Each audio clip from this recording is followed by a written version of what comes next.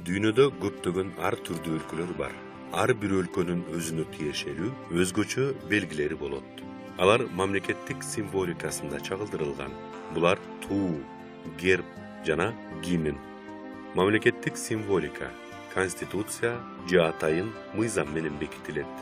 Ар бир коом өзүнүн өзгөчөлөнгөн белгилери менен сыймыктанып, аны аздектеши, коргошу жана сыйлашы керек.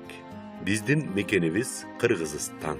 Биздин мамлекеттин дагы мамлекеттик символдары бар.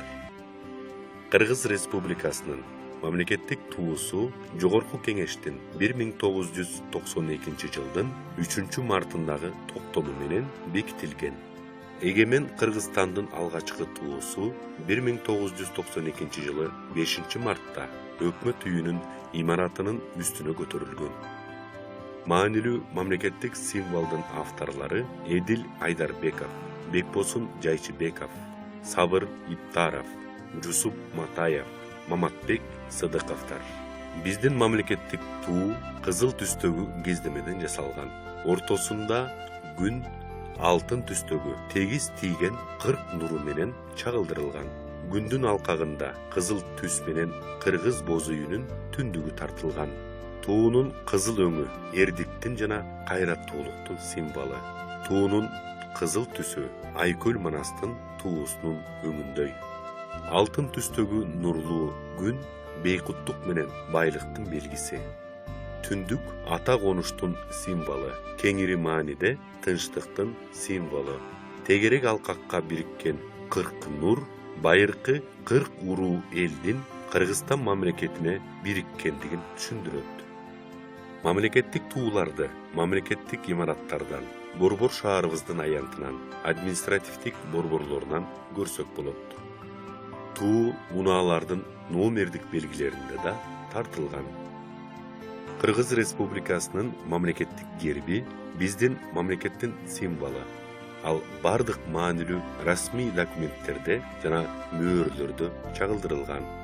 Мамлекеттик герб кыргыз жарандарынын паспортуна да түшүрүлгөн. Кыргыз Республикасынын герби 1994 жылы 14 январда Жогорку Кеңештин токтому менен бекитилген. Авторлары Асейин Абдыраев жана Садырбек Дубанаев.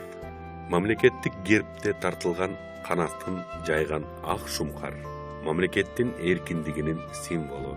Алдыга умтулуу, берешендик, көрө билгичтиктен жана тоолуу өлкөнү мекендеген кыргызстандыктардын бийик мүдөөсүн түшүндүрөт. Кыргызстандын бермети ысык көл, жаратылыштын кооздугунун символу, жашоонун жана энергиянын булагы. Күндүн нуру чулгаган тоонун чокулары кыргыз элинин ак калпагына окшойт. Гербтин эки кырына түшүрүлгөн пахта менен буудай Кыргызстандын өсүмдүктөр дүйнөсүнүн түрдүүлүгүн, ошондой эле биримдикти белгилейт. Бардык мамлекеттердин гимни дайыма салтанаттуу аткарылат. Гимнди аткаруу менен өлкөбүз жаңы жылды тосот, ар түрдүү иш-чараларды өткөрөт. Гимнди аткаруу менен спортчулар дагы сыйланышат. Бул анын гана жеңиши эмес, мамлекеттин да жеңиши экендигин билдирет. Кыргыз Республикасынын гимни 1992 жылдын 18 декабрында Жогорку Кеңештин токтому менен бекитилген. Сөзүнүн авторлары Жалил Садыков, Шабданалы Улуев, музыкасын Насыр Давлесов менен Калый Ондобасановтар жазышкан. Кыргызстандын мамлекеттик гимни музыкалык, поэтикалык чыгарма болуп саналат. Кыргыз Республикасынын мамлекеттик гимни музыкасы менен сөзү дал келгендей аткарылышы зарыл.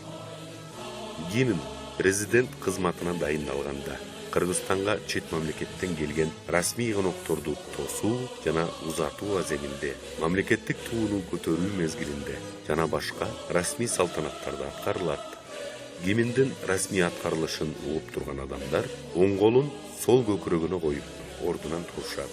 Эгерде тууну көтөрүп жатканда гимн менен коштолсо, ага катышып турган адамдар тууга карай түз турушат. Эркектер гимн аткарылып жатканда баш кийимсиз турушу керек.